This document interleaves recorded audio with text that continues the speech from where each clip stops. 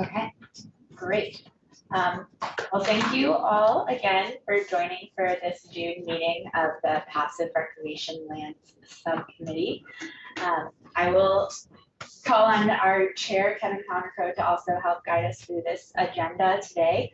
But to just give a brief overview of what we will be discussing as the agenda is approved, is we will have a presentation from Jillian Phillips from our planning department. In the last meeting, it was requested that we provide an overview of the comprehensive plan that was recently approved. And so Jillian is here to provide that overview and answer questions that you may have. I will then do a brief update on the criteria development process for the open space bond passive recreation lands component. And finally, we'll have a moment for public comment before we adjourn. So Kevin, if you would like to ask for a motion to approve the June agenda. Yeah, I would like to make a motion to approve today's agenda. Can I get a second? Okay. All in favor? Aye. Aye. All opposed? Same. None opposed. And then now, if we can go through a brief roll call of who all is in attendance. I can start. I am Jill Carter. I'm the project manager for the open space bond. I'm Chloe Donahoe. I'm the new project manager for the affordable housing bond. I just started yesterday, so it's my second day. Allison Daines, Director for Buncombe County Parks and Recreation. Matt Fusco, committee member. Kevin Conrico, the committee chair for the subcommittee. Bob Dale, ecologist, Mountain True, Land Conservation Advisory Board member, and member of this board member. Ann Babcock, I'm committee member and Parks and Recreation Advisory Board. Hello, Jennifer Yarson, Ag and Land Resources Director. I'm Jillian Phillips, I'm the Long Range Planning Division Manager. And Thomas Lowell, Principal Park Planner with Recreation Services. And online, we have Allie, can you hear us? It looks like they may be muted. Yes, I can hear you. Sorry. I just got here, so apologize. Worries. Can you we were just doing the roll call, if you could. Allie Howell, I am with the Parks and Recs Advisory Committee. Perfect. Well, again, welcome everyone. Yeah. Is that everybody on the, is of me? Oh, correct. I apologize. We do have a couple additional staff members online. If Ariel and Avni, if you can introduce yourselves as well. Thank you, Jen. Ariel Zipe, Farmland Preservation Manager for Ag and Land Resources Department.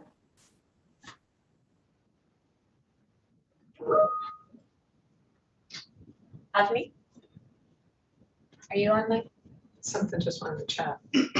We have Agni Naik. She's also with the Farmland Preservation Program. Thank you. Great. Well, I have also provided at each of your seats the minutes from the last meeting, which was in May. If we would like to have a motion to approve those as well. Motion to approve the meeting minutes from May 2023 meeting. So, all in favor? Aye. All opposed? Meeting adopted. All right, and then to start us off with our main content today, we have Jillian Phillips from the Planning Department. I know some of you, I miss my Land Conservation Advisory Board people. I miss that board. I loved working with you guys, but I'm sure you're still doing good work. Like I said, my name is Jillian Phillips. I'm the Long Range Planning Division Manager, and I am here to talk to you about the county's first comprehensive plan. Go to the next slide. First, I want to talk to you about the plan process that we went through. It was about a 2.5-year process. Next slide. It had 4 phases. We launched it in fall 2021. We established the vision and goals for the county in phase 2 from winter 2021 to spring 2022. COVID was in the middle of that and sort of slowed us down a little. Phase 3, we developed policies and strategies from late spring 2022 to fall 2022. And then phase 4, which we just completed in May, we adopted the plan. During that process, we had 3 opportunities for public input. It's really important to the commissioners. It was really important to us that residents had as big a possibility to input in the plan as possible and to guide that plan. We also had a steering committee made up, I think, of the 23 residents in the county, diverse members of the community, and they also helped guide the process. Next slide. Just to give you an idea of public engagement, we had 18 in-person drop-in or virtual meetings. We had 95 intercept events at places such as schools, universities, festivals, and community markets. We had 81 board and committee meetings, and we had about 160,000 individual inputs, and we had about 5,200 responses to our 3 phases, to our activities for our 3 phases. Next slide. So let's talk about the plan. Next slide. So the purpose of a comprehensive plan, I like to think of it as a big umbrella. It's a broad document. It's a 20-year plan. It's meant to be broad. It's meant to set a direction, if that makes sense. So the comp plan sets policy priorities, and then as that comp plan, you look at comp plan when you're doing a strategic plan, and that strategic plan sets work priorities, and the budget sets funding priorities, and then you implement priorities, and you assess progress as you go through it. Within the plan, we plan to do a report to the commissioners every 2 years regarding our project progress, and we will do an update to the plan every 5 years. So it's not just the document, it's a living document. You're continually looking at it and making sure you're hitting your goals and your policies and checking off those actions. Jillian, what does an update mean? Like changing policies? So it could be changing policies. If you think about 20 years, like whoever thought of COVID? If you think about 20 years is a really, really long time. And something could happen like that completely changes the landscape in Buncombe County, and we need to address that. And we also need to address if, something's not working exactly correctly or priorities has shifted. That's what those 5 years updates are for. So next slide.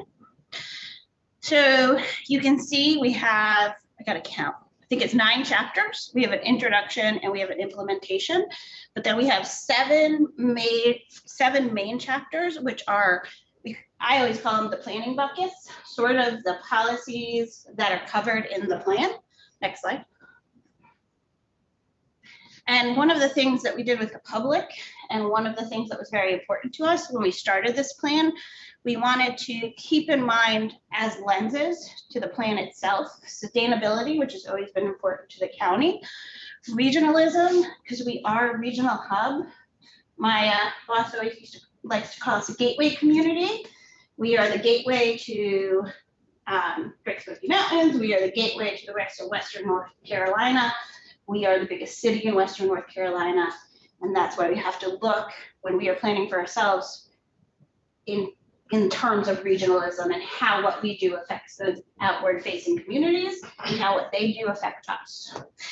And something that we wanted to center the plan on, because it's so important to the commissioners, it's so important to the community, is through a lens of equity. We tried to look through everything through a lens of equity, our public engagement and our policies and our actions and our goals that ended up in the plan. Next slide. So the plan framework, if you want to think of it, vision themes are overarching what we want the county to look like in 20 years. They're really, really broad policy statements regarding what we want to focus in on our community, what our values are, what we want that community to look like in 20 years. Goals for each of those 7 buckets are what we want to accomplish with our policies and actions. Policies are specific statements of intent, and then our actions are how we accomplish those policies, goals, and vision. Thanks to everybody. Okay, next slide. So vision themes, we started with, I think, 3 of them and ended up with 5 of them based on public input and based on our steering committee. And I will say to you guys, conservation came up again and again and again. It is, and in the 15 years I have been here, really important to the residents of Buncombe County is conserving what makes Buncombe County, Buncombe County. So our 5 vision themes are strive to achieve equity, commit to sustainability, achieve livability and affordability, focus on conservation, and root efforts in community. Next slide. So for each of those 7 buckets, we have a separate goal. Next slide. And then we have policies. We have a total number of 35 policies. Next slide. And we have a total number of 41 actions. We tried to keep the number as manageable as possible. Again, we're not going to accomplish this all in 5 years. It is a 20-year plan. So at the end of the 20 years, when I am retired and someone else does a comp plan, we will have accomplished all of those, hopefully. Next slide. So I want to tell you about 2 planning tools that might help your board. The first one is our growth, equity, and conservation map. And this is the county's first future land use plan map. And what it is a policy guide that guides development. It says, where do we want the growth to occur? And where do we not want the growth to occur? And sort of lays the framework for this. This is not a zoning map. It's not intended to be a zoning map. It's a tool to help the planning board, the board of commissioners, and other boards that deal with land regarding policy direction and growth patterns. So something very unique, I think, about ours is, again, that strong commitment to conservation. We have growth areas, and you can sort of tell they are in our valleys, they are along our major transportation corridor, and they are where we have access to water and sewer. But what I want to point out to you guys is our conservation areas, and we have a lot of protected public lands, right, in this county. So they have their own category on our future land use plan map. And what it says in the plan is we probably won't touch these. These are federal lands, Pisgah National Forest being the biggest one. And then we have a category, conservation working land. And we based a lot on where conservation working lands are based on the work that LCAB did and based on the work that the Ag Board did. And these are the lands that we have said as a county, we want to conserve. These are our priority areas for conservation. And then we have rural community.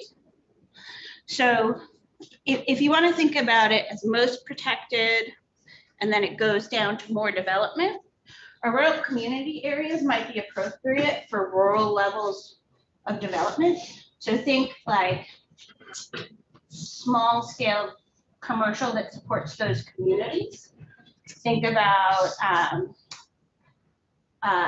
lower density residential. Think about conservation subdivisions. So long-term, are we actively trying to keep these lands rural? Are we actively trying to keep development out? So right now, the regulations as they hold in place and the development pressures in those areas are sort of doing that for us. But that is something, having the comprehensive plan in place, that we will monitor. And if we see sort of development creeping out of these growth areas and moving into these rural communities, that might be something we look at in an update and say, hey, we need some more policies to protect those areas. So the intention is that we keep them rural. Yes. Yes. I'm not saying they're not gonna develop. Nowhere in Buncombe County is not gonna develop. That's just, one thing the plan does say, one thing our fact book, which was another aspect of the plan that we published before we published the actual plan, which is a bunch of data about development and demographics and transportation networks, is we can expect between 65,000 and 95,000 people in the next 20 years. I'm gonna guess 95,000 people, given how popular Asheville is. I guess the policy might actually be, say, encouraging development around corridors where there is water and sewer available, even if it might be in a rural area such as, say, Barnersville. There's some infrastructure out there, but maybe that will be, if you saw growth happening in that direction, it might be some way to. This map. Be a policy, could be a forward versus not necessarily a slow down. It might be say, okay, let's make it easier to do this in this area. Or make it, yeah. Okay. Make it more conducive to do this type of development as opposed to that type of development. That is the purpose of this map. Okay. One thing we have is equity, but it's not mapped. And the reason equity is not mapped is we decided that we would look at equity when we are looking at any land use decision we are making in the county.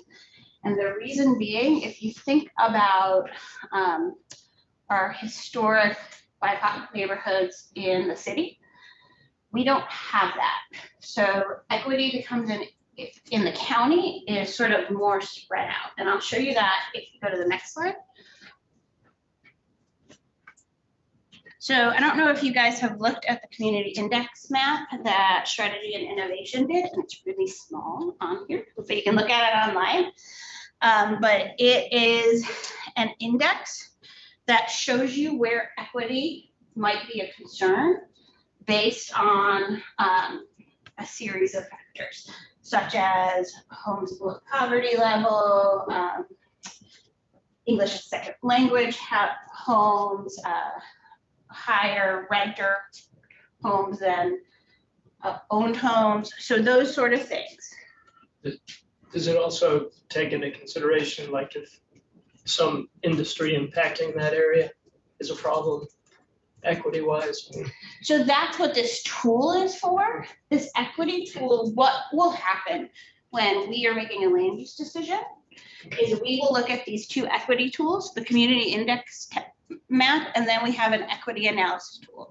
And what we have said is any land use decision we're going to make in planning, we're going to look at that decision through these two tools first from an equity perspective. Makes sense? Good.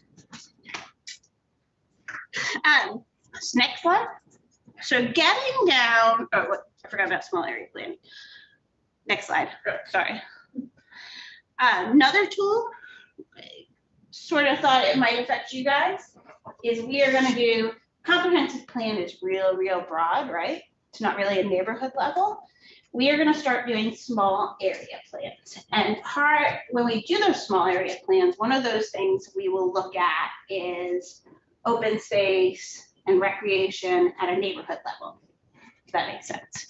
So right now, what the comp plan does is lays the framework and sort of gives us a list to start, but this list does not necessarily mean we won't do others in other areas. This is what we're going to start with. And so how will that interact with the master plan that Allison's doing? So we would involve them when we do this. They are going to do the master plan before we do any small area plans, I think. Yes. So we would involve them from the beginning as a stakeholder so they could consult on that aspect of the small area plan. Next slide. So passive recreation. So I just want to point out goals, policies, and actions that directly say something about passive recreation. But again, overarching throughout our public input, we saw support for greenways, parks, and for conservation, okay? So passive recreation goal, just to note, the recreation chapter also has health in it. So there are two parts of it. One has to do more with health, and the other one has to the first sentence in that goal specifically has to do with recreation. So residents living within the county's growth areas will have proximate access to natural recreation land, greenways, trails, libraries, and/or parks. And the county will prioritize access to historically disadvantaged communities. So that's the goal in the recreation chapter. Next slide. And then we specifically call out passive recreation for policy 4 in that chapter, explore expansion of accessibility for recreation facilities and programs.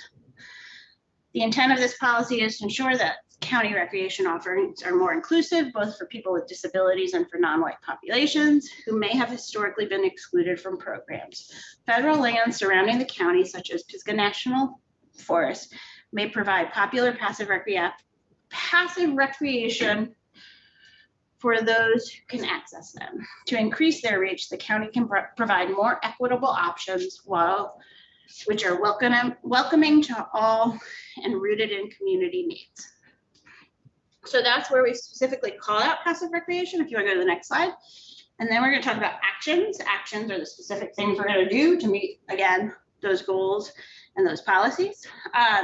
So one of them is actually in our growth, equity, and conservation chapter. So that's the chapter that deals with land development and land development codes. And we have a project that's called community-oriented development, which allows developers to build more density if they're doing workforce or affordable housing. And one of the things that is a specific action is to consider adding requirements for passive recreation for those developments. Hey, developers, here's the carrot. We're going to give you more density. The stick is you need to give us some passive recreation. And I will say, it's not specifically called out, but one of the things that the county department will look at when we are doing updates to development regs is when do we require developers to provide some sort of recreation for development? That the county owns or that they own and manage? That they own within their community. So taking the pressure off Parks and Rec and saying you have to build, it might be walking trails, it might be a dog park, it might be, and that way Allison would not have to deal with the dog park. It may be playgrounds, but at what point when someone is developing a big project, do we require that passive recreation? And then, which they are already starting on, the other action, check it off because you guys are doing it, is develop a Parks and Recreation Master Plan, evaluate passive recreation as part of this process. And next slide is just investment questions. And the comp plan in its draft form, we are finalizing it, is available online, and try not to kill any more trees. I printed way too many pieces of paper during this process. So the draft is available for review? Yes, yes. And the commissioners had a couple changes, like our growth, equity, and conservation map, the colors are going to change. And then they had one action they wanted to add about battery storage for electric vehicles. And that was it.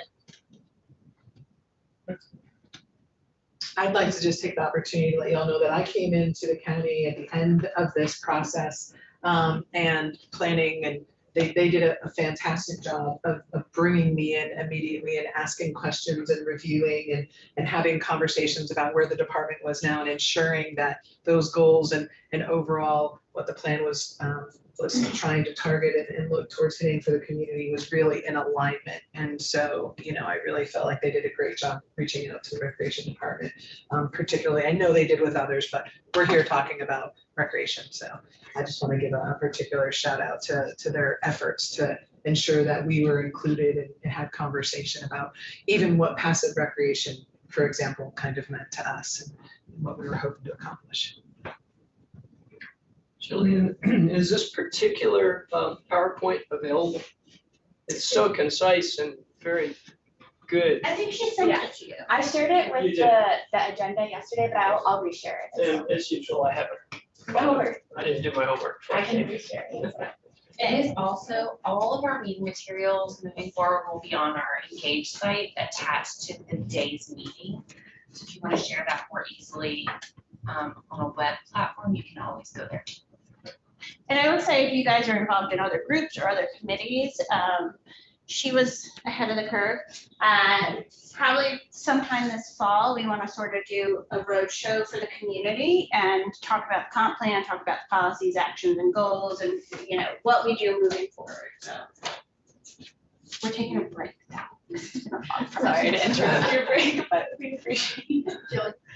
We're going back to that slide with the small community planning. Mhm.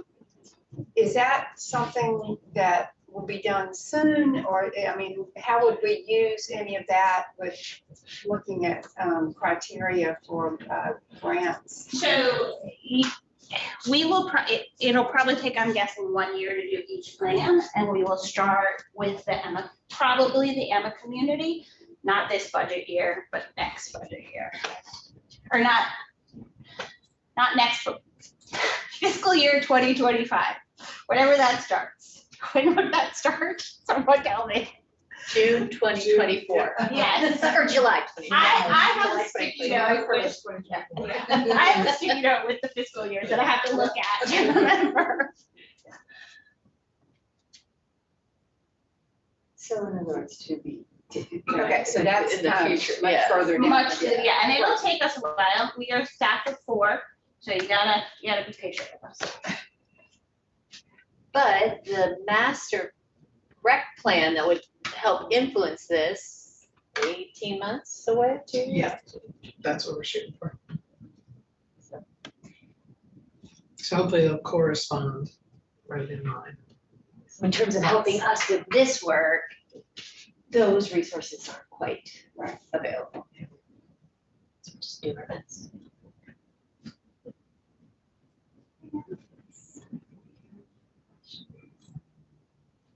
Well, thank you so much for joining, Jillian, and I'm sorry for interrupting your break from the comp plan process, but we really appreciate you. No problem. And if you guys have any other questions, just let us know. Yeah, we're always available to answer questions. Thanks.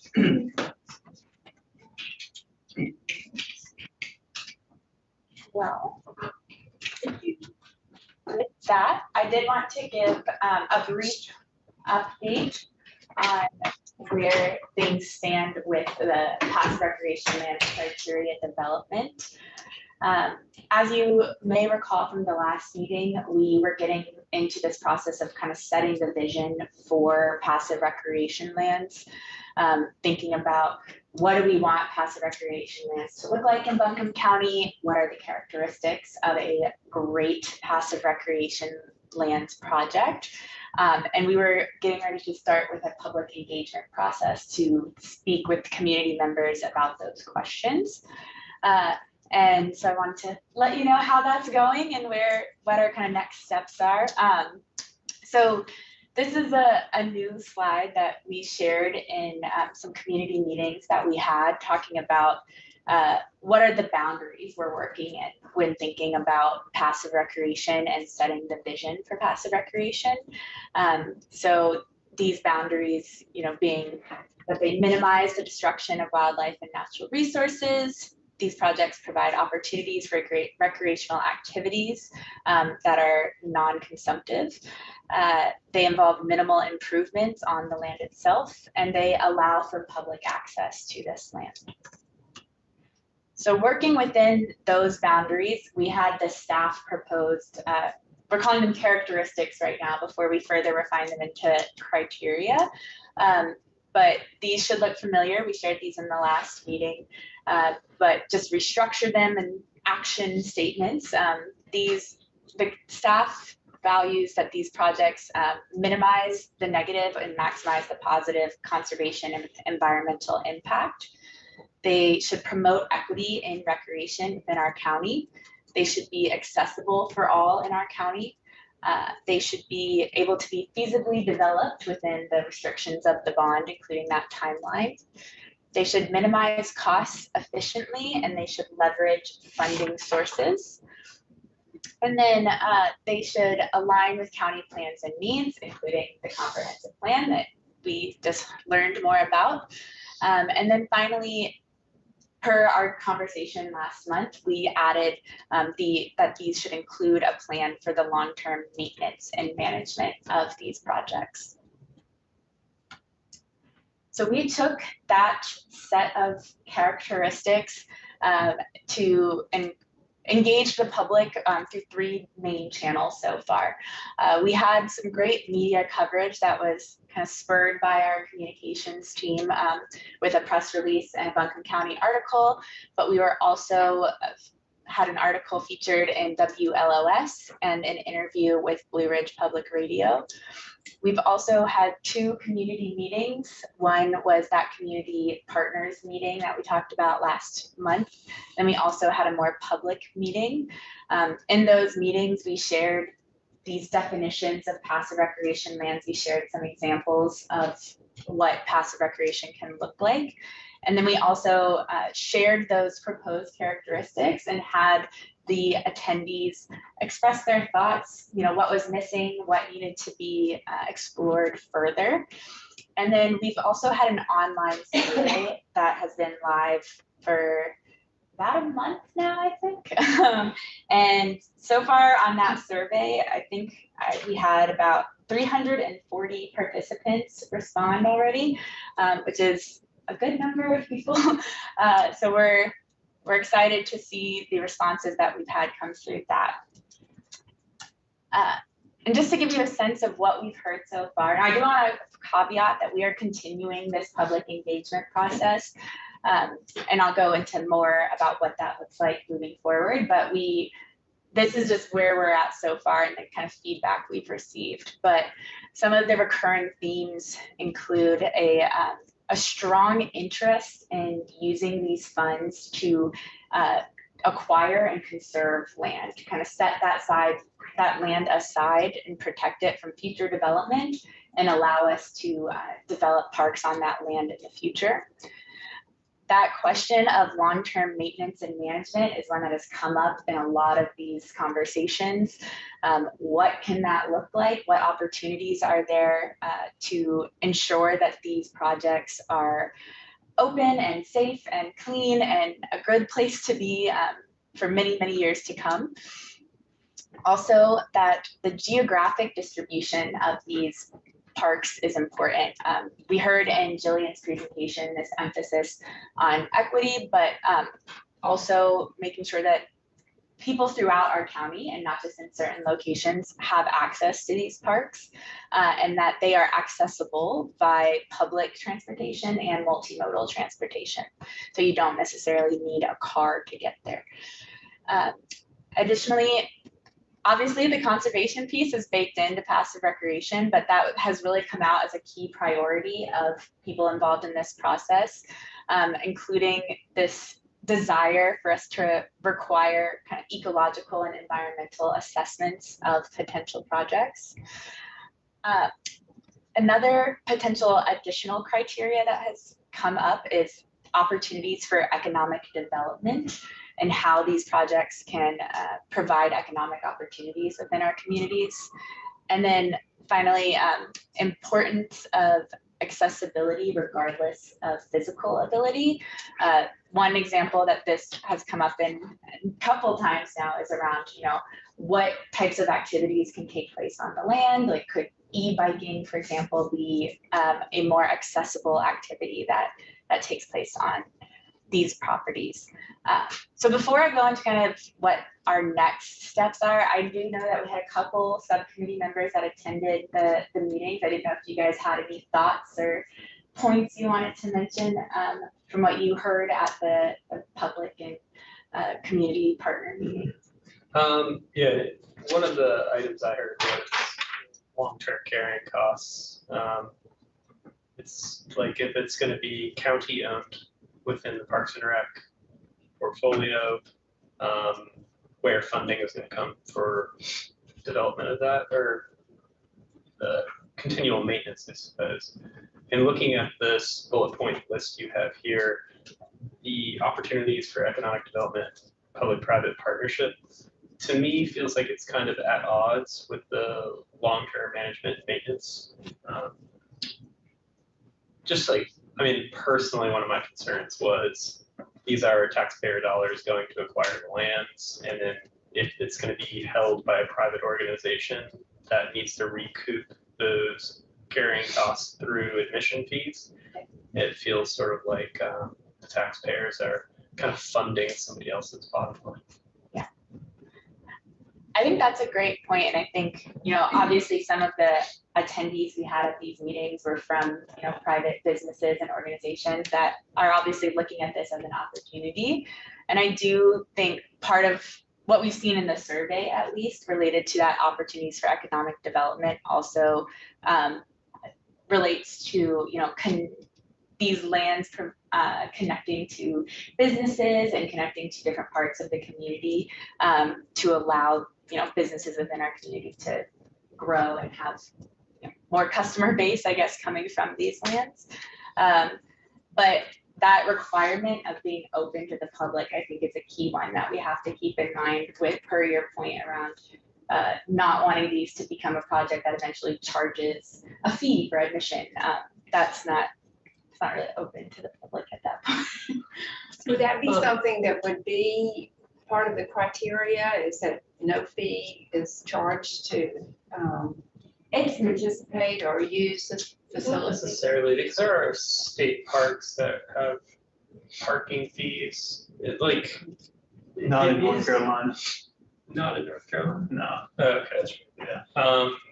So I wouldn't want to eliminate that as a possibility. You'll have national forests that do. Yeah, they've got some things they've been experimenting with for 20 years. Yeah. They haven't expanded them, but they're there.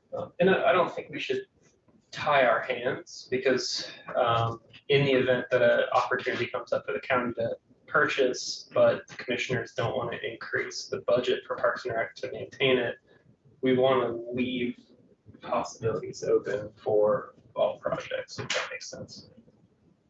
But it's definitely I would think it would be good consideration if we're looking at a basket of proposals, that long-term carrying cost of how that's going to be handled is just a pretty important piece. There's one thing that I don't know if it's been thought of, and I don't know how it would work locally, but national forests and national parks do have a lot of help from retirees who just want to spend their time helping out, cleaning up trails, meeting people, telling them about the Greenway or whatever. And they're real good diplomats, and they take some of the pressure off agencies. And if we haven't considered that, I think Buncombe County, it's certainly a lot of retirees here that like to do a lot of things, and that's something that should be looked into. I think it was mentioned once, the friends of groups that may arise. And I think that's partially what you're talking about. Yeah, that's definitely, and they may need, when you're talking about volunteers and all, then you sometimes have to manage the volunteers. I realize that's another thing, but some of them are pretty self-motivated and they want to do well. Anyway, I it's can just a assure you that possible Connect Buncombe would be very interested in volunteers helping any greenways that get developed on a new plan. I have a question about in the master planning process, will there be some component of, associated with a master plan, ways to fund and be able to manage some of these things? Will that be a component of the master plan recommendations? Or? It is currently, yeah, strategic implementation and potential ways that we can fund projects or phase them without. It does sound a lot like the National Forest System, and so obviously we've got the supervisor's office here, and I'm sure a wealth of knowledge that maybe the county could engage with them on how some of their management challenges and successes, in some cases, it may be like for this economic development component, it's, a tour guide company wants to be able to, so there'll be a concessionaires kind of situation there. And those all including the volunteer stuff, these things that I think the Forest Service could provide great input on if there's an opportunity to engage with them. Joey, who we did meet with. Yeah. We have met with a couple individuals at the National Forest Service that are like specifically for this area to learn how their process for long-term maintenance and management of their trail systems. And Volunteers, all volunteers. Yeah. that was one of the main takeaways. They use a lot of volunteers, but there was, you know, we did talk about like what the reality is and what the desired reality is. And one of the things that came out of that is like currently volunteers definitely provide like the bulk of support, but they do wish they had more funding and ability able to either do it in-house or work with like contractors as well, just because obviously those professionals, I guess, have, you know, there's less of that volunteer management and training required in those situations. Yeah, I don't know if you or Allison had any. Yeah, and I thought one thing that was interesting is like the bulk of the work is done by volunteers, but it takes like a team of folks to manage the volunteers. Yes, So, that's so even if you're, you know, counting on the volunteers, you still have to have money to employ the team that manages the volunteers. So that was one thing. And then to Jill's point is, you know, the volunteers are able to do volunteer type trail work, but whenever it came to situations where they were, say, converting kind of existing trail over to sustainable trail, you really need to be able to work with professionals in order to do that. So in terms of how it applies to this, if we were to take over property that had kind of existing trail networks, we really wouldn't be able to lean heavily on volunteers, especially up front, in order to convert those trail systems into sustainable trail systems. Volunteers are good for maintenance, but not for full construction. Yeah, anything that requires a little bit more technical experience is like you're wasting your time with volunteers, according to them. It was kind of just like a, you know, pay somebody to do it and get it done right. Places like the Appalachian Trail Conservancy and even different works and forests and all, usually there is a staff person with the technical expertise, but they use those volunteers to do the labor. They're supervising it, but so they can do a lot of that work if they're supervised. But yeah, the supervision has to be there. They don't know how to do it themselves. And I mean, Biscuit Conservancy has done a pretty good job in a short amount of time building a base and being able to really hone in on what they can do to help the Forest Service. I spent 10 years with the Forest Service, so but they're out of the Friends group, and I think that those may be opportunities in the future, but those Friends groups, the Biscuit Conservancy seems to be doing a pretty good job. They've been able to be involved in these projects for major reconstructions and things that you need to have the expertise on the ground for, and being able to have the flexibility to like bring in the funding to be able to help, you know, facilitate some of that. So that would be an interesting thing to somehow consider with the county. Maybe they would be able to be a participant in that too. They don't necessarily just need to be focused on national forests. And some nonprofits can help with that. I provided the expertise and equipment at first for DuPont State Forest just a couple years ago on their invasive plant program, and now they have a ranger who wanted to do this, and he knew what his budget was and all, and he ended up I trained them, and then they've got a group of retirees that go out every 2 weeks getting rid of invasives on their trails. And he bought all of their equipment and herbicide when they use it, and they're off and running, and they don't need me anymore. And so there's ways maybe other partner organizations can help. If you approach them, Asheville Greenworks may be able to offer some excellent help and training. I don't know that. I don't know enough about their other parts, but when I leave Mountain Truth, they're losing me, but they still have expertise there on.